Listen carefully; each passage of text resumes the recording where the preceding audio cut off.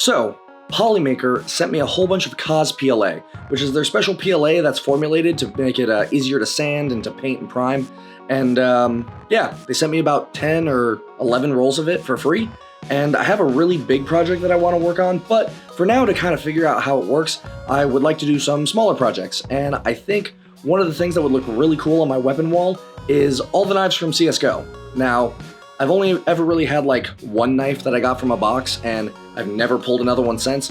And if you know anything about CSGO, these knives, the digital version that is just a digital knife, is minimum about $500 up to, I think I've seen like a couple thousand. And as you can see from these screenshots, I am completely out of touch with the Counter-Strike 2 community. The cheapest knife is around $85, while the most expensive sits right around $1,900. So first off, let's get with our very first knife I want to do, and that's going to be the Huntsman Knife. So I originally recorded this live, but it sounded horrible, so I'm just going to re-record over it.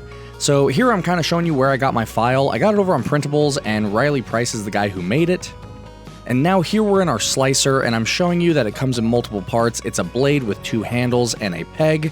What I do now is I turn the blade so that it'll fit on the entire build plate. And then I'm going to show you a side profile view so that you can see that there is a overhang. And if you were to print this, it would look really bad because it would require supports there. So what I'm going to do to mitigate this is actually cut the piece in half. And I look at it, and where it puts it is actually perfectly where we need to have it for the blade. Now, I do place on cut for both, so you can now see we have 2 equal-sized blades, and I'm going to put that one there, and I believe I'm going to make, I make another build plate, and, spun it around super fast, and put our second one there. So then for these handles, I do it placed face down, and I show you that it is flat on that side, and for these pegs, I believe this is where I show, so you see there's a little lip there.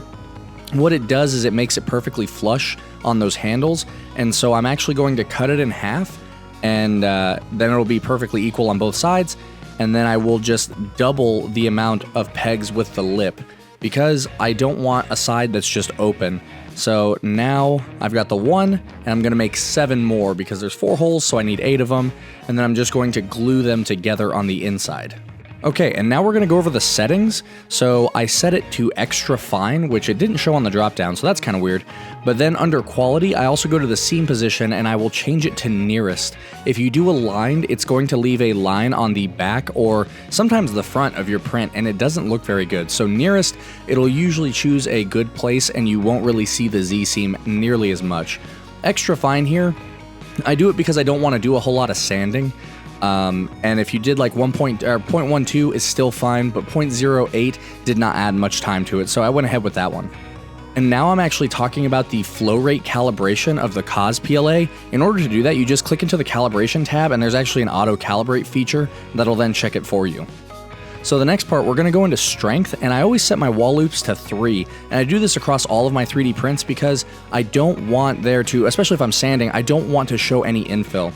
Now, the infill part, it normally is set to grid, but I like to set mine to gyroid, and then for a smaller print like this, I try to set it to 15 so I can give it the most amount of stability. Now, I'm also showing the support section. Really, with these prints, you don't need to have any supports, but I usually will use them. And then if you wanted for the pegs, you could add a brim. However, I didn't need one. It stuck to my build plate just fine. But if you're finding that you're having trouble with it, you could go ahead and add one to it. So that's how you do the slicer. So let's go ahead to the next part of the video. So here is our Huntsman knife. It looks really good. This actually is already sanded, and I already glued it together, and I went ahead and welded the seam with my soldering iron. What I did for the sanding was I just took 80 grit sandpaper, and I just kind of tried it out to see, because I had a bunch of little bumps and stuff here, and it sanded really easily. It was actually really nice. Once I was done with that, I did go over it with like a 2000 grit sandpaper just to make it feel smooth, because I like the way that feels better. It's not going to really matter, because the next step we're going to do is go ahead and make the camo that we want for this. And what I decided to go with was I believe it's called Fade.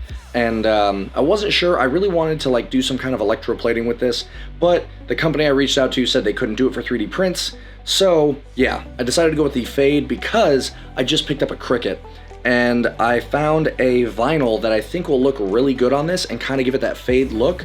And yeah, you can also see I've painted this part black, and I plan to cut that out of the vinyl. But yeah, let's go ahead and I'll bring you guys back over to the computer so I can show you guys how I went about making the vinyl. So I had the same issue as I did with the last clip, where for some reason the audio recording sounded horrible. Now, what I kind of go over here is I'm just showing you the Cricut design space that comes with my specific machine, and I'm going to talk about real quick how I went about making the little line that you see there for cutting the vinyl.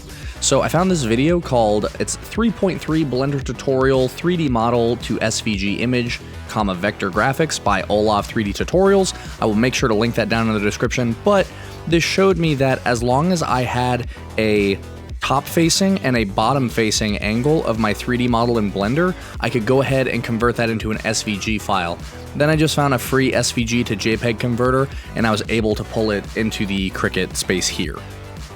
So now I'm showing you the steps where you actually, all you really have to do once you have it in there is click make, and then it will pull it onto here. I found out I ended up needing like a Cricut mat, and then I had to use that. I put the vinyl on top of it, and then sent it over to the printer.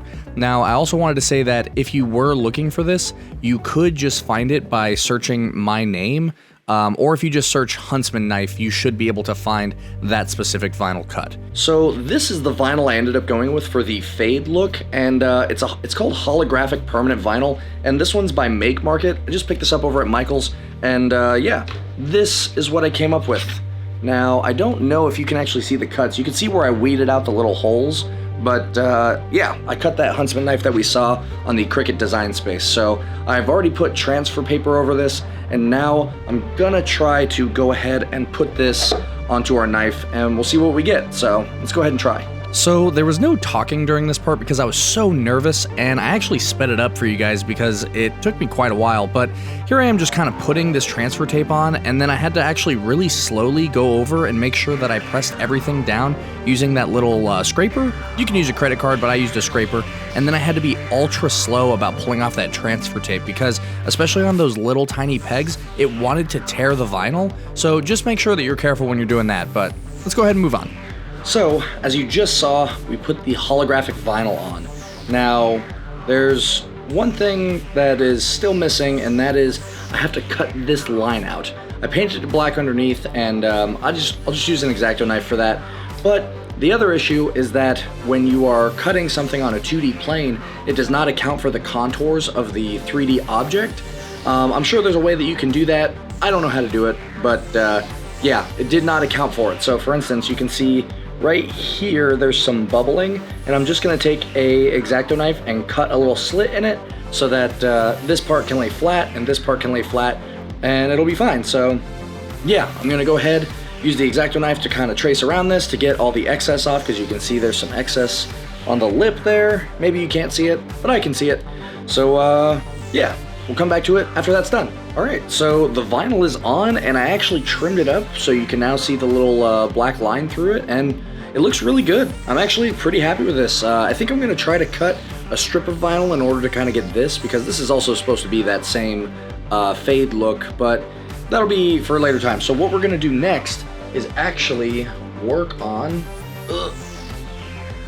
the handles. So this is the one side of the handle. I have the other one over there. What I'm gonna do right now is go ahead and sand this down with 80 grit sandpaper, just like I did for the blade, and then we're going to spray this one black or some kind of graphite. So yeah, I'll go ahead and come back up once this is all sanded. All right, so our handles are all sanded. I hit it first with 80 grit, then I just kind of went over and smoothed it with 2000 because I think it feels better on my hands. And we're gonna take this downstairs and spray paint it now. I think we're gonna do it black because that is the color of the handle of the Fade Huntsman knife. All right, let's head downstairs. So we're in my garage slash spray paint station, and we just got our two little handles here, and I think I'm gonna use this Chaos Black that I have from a previous project. You can get this at any like game store. It's usually used for tabletop miniatures, but I think it's gonna do really good on this. So let's go ahead and start spraying.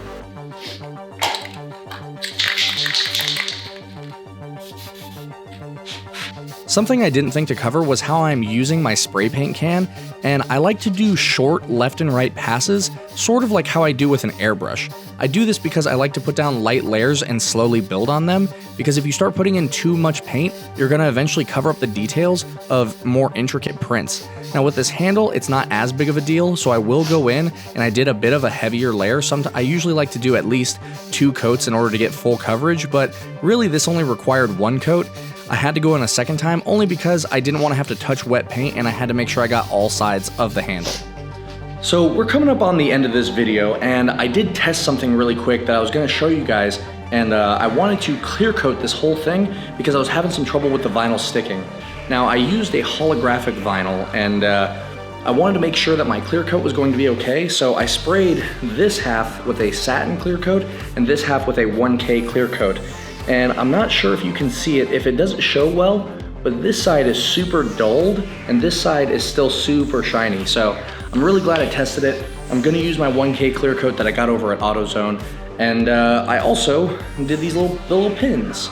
I actually covered them in the vinyl, and I'm gonna go ahead, glue all that up together now, and then we're gonna put down our final layer of 1K clear coat. Let me show you really quick. This is how our little handles turned out. And it looks really good. I did already clear coat these with the satin clear coat. I think it looks really nice. I do think that the 1K clear coat is going to make it super glossy, which is fine. I'm kind of going for a factory new look anyway, but yeah, I'm gonna go ahead, put all that together, spray down my gloss layer of clear coat, and I will show you guys that here in a second. Okay, so our Huntsman Fade Knife is fully put together and glued up. Now I'm just gonna hit this with the 1K clear coat. It is actually this can from Duplicolor. So I'm gonna hit this now, and then hopefully it'll keep the beautiful sheen on this vinyl, but it'll also allow it to stay stuck to the knife, because that is what I'm having trouble with. So I'm gonna hit one side now on camera so you can kind of see. I'm gonna do a light layer, give it a couple seconds of contact time, and I'm gonna do a wet layer because I don't want it to leave any splotchy spots. And then, yeah, off camera, I will do the other side. So when you guys see this again, we'll be upstairs and I'll show you a bunch of close-ups. All right.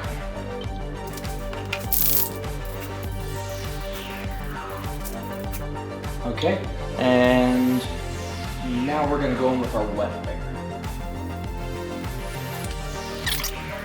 All right, and here it is, our finished Huntsman Fade Knife. And I really like how this guy came out. Now, when I did my gloss, the 1K gloss clear coat, it did make this handle a little bit too shiny, so I wasn't a huge fan of that. So what I ended up doing is I went and got my 5000 grit sandpaper pad. This is used for polishing, and I just very gently rubbed it onto the handle, and now it's not nearly as glossy. It's still kind of glossy, but it's meant to look factory new, so yeah, now all we gotta do is put it over on the weapon wall. So we've already got our hooks in position on our wall control pegboard, and I think it'll look really good. Oh, some of the vinyl's coming off. Right there. All right.